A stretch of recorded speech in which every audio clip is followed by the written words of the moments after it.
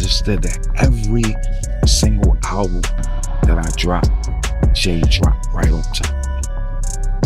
And it was like, damn, like to have in-house competition at that magnitude was crazy. Jay already the boss, but I always thought that, like, let me breathe. I felt that Jay-Z, Beanie Sigel was the shit. Yeah, he was first. And they would only let Beanie Sigel only sell so many records. This came from an executive.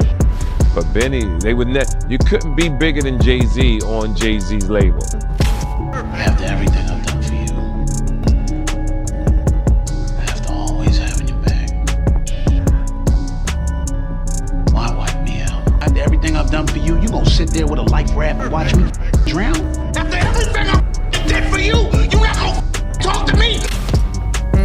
Okay, I see what's really good. You're trying to eliminate the competition. You know, because at first you retire, you know, then get me off the label. Now you're back rapping again. Okay. Jay-Z called me. Hey, bro, Jay-Z, I know you got killers. Please don't send them at my head. Beanie Sigel has just called out Jay-Z, accusing him of sabotaging both him and other Roc-A-Fella artists out of pure jealousy. According to Fee, Jay's actions were intentional and calculated to stifle the success of anyone he viewed as competition. Reports suggest Jay-Z is now trying to silence Fee, as the last thing he needs is more negative publicity, especially with the ongoing lawsuit involving one of Diddy's accusers. This all comes on the heels of Beanie Sigel's recent viral interview, where he exposed the alleged shady treatment he and other Roc-A-Fella artists endured under Jay-Z.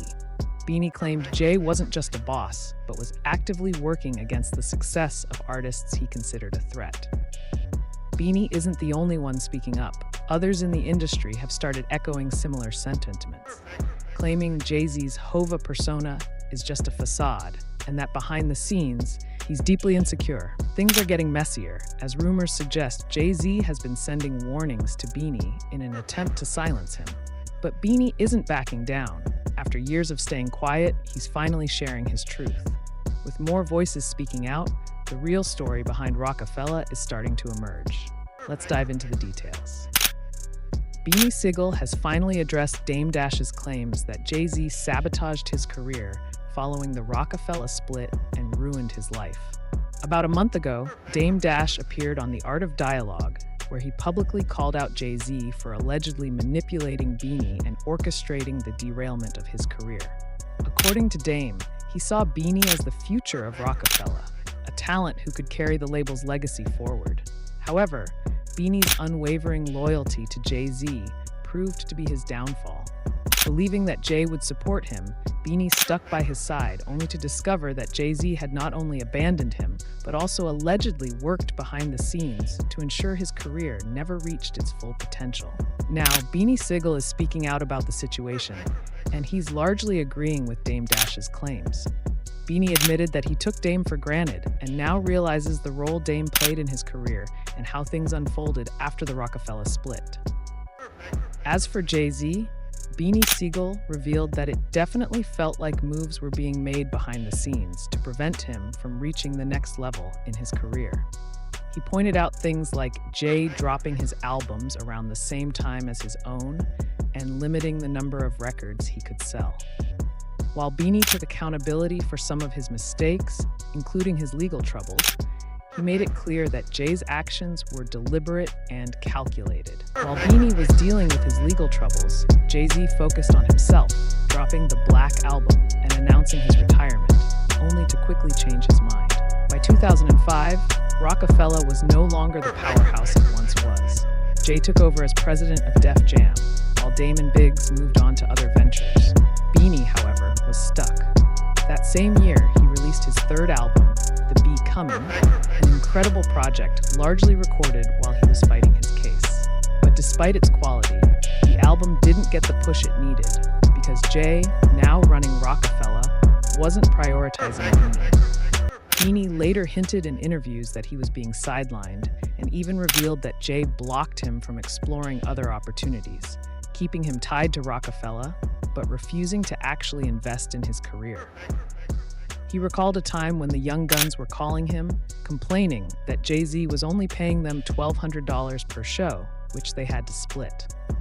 Beanie explained how the tours, which were supposed to be promotional, ended up being more about paying dues than making real money. And the glitz and glamour of the industry didn't reflect the reality they were facing. Fast forward to 2009, and things finally boiled over when Beanie dropped What You Talkin' About, a diss track aimed directly at Jay-Z. In the song, Beanie didn't hold back, calling Jay out for being disloyal and selfish, accusing him of using him for street credibility before tossing him aside when he no longer served a purpose. Was getting ready. We thought he was going to go to jail for a couple years. He was on trial. So I was trying to make 4 albums. I was more bothered when Beans chose to go with Jay. That one hurt. Because I'd done a lot and prepared. I chose State Property over Rockware. And I wanted to just roll out with State Property.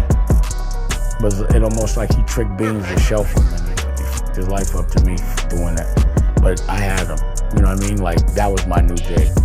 For those unfamiliar with Beanie Sigel's story, back when Roc-A-Fella Records was dominating the rap game in the late 90s and early 2000s, Beanie brought a raw street energy that the label was missing. Jay-Z recognized his potential and signed him in 1999, quickly propelling him into the spotlight. In 2000, Beanie dropped his debut album, The Truth, which was a major success and earned him respect in the rap world. But Beanie wasn't just treated like another artist on the label. He was made to feel like family, or at least that's what Jay-Z led him to believe.